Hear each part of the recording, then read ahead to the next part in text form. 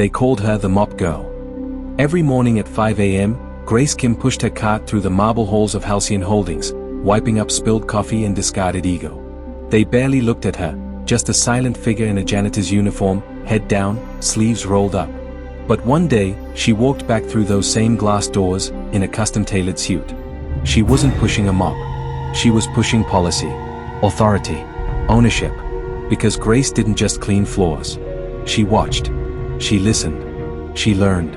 And when the company mocked her for being just the help, she quietly built the empire that would one day make them beg for her mercy. You missed a spot, janitor.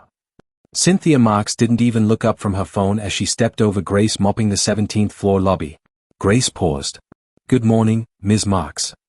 Madam, Cynthia replied without eye contact, already sashaying down the hallway in her Louboutin heels.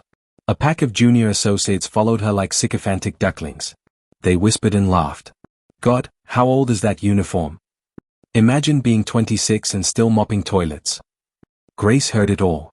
She always did. When the building emptied, Grace didn't go home. She tucked away her uniform, pulled out a laptop from her locker, and sat in the break room surrounded by vending machines and silence. Financial spreadsheets. Merger analysis. Stock fluctuations. Real estate investments. No one knew she had 3 certifications, had been trading crypto since 2017, or that she owned 2 commercial properties on the outskirts of the city. No one knew, but they were going to. It happened one afternoon. Grace was cleaning the boardroom when she overheard the CEO shouting on a call. We can't afford another lawsuit. Our cash reserves are bleeding. We need an investor or we fold. Investor. Grace's fingers paused on the Polish rag. She made a call that night. Rafael Cruz, an old friend and real estate investor, met her at a midnight diner. You serious about this? If Halcyon collapses, the downtown property it sits on could be bought for pennies on the dollar. But if I move now, I can offer them a lifeline they won't be able to refuse. Rafael leaned in. You want to buy into the company that made you clean their floors? Grace stirred her coffee. I want to own the building. And then the company. And then, fire Cynthia Marks. Weeks later, the boardroom buzzed with desperation. Executives shuffled nervously. No one knew who the mysterious buyer was. Until the door opened. Grace walked in. Hair tied back, slate gray suit, documents in hand. Gasps. Is this a joke? Who let the janitor in here? Grace smiled coolly.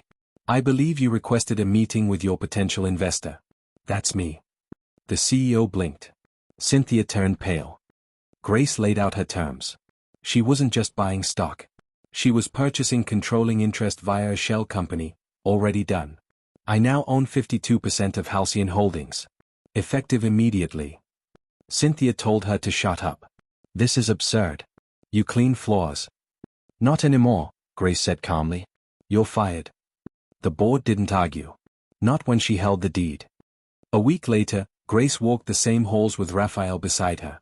Employees now stood when she passed. The marble shimmered a little brighter. The whispers now carried respect.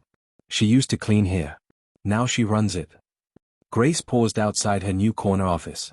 Funny, she said. The floors are still dirty. Raphael chuckled. Want me to send someone? Nah, she smirked. Let Cynthia do it. They shamed her for scrubbing their messes. For being invisible. Replaceable. Forgettable. But she saw everything. And while they mocked her, she mastered the very system they thought she didn't belong in. She wasn't born to mop floors. She was born to own the building. And now? They clean up after her. She went from mopping to millions, the janitor who took over the boardroom. Enjoyed watching or listening to these wonderful stories? Click to watch or listen to the next story. Thanks. Don't forget to like, comment and subscribe. See you on the next story.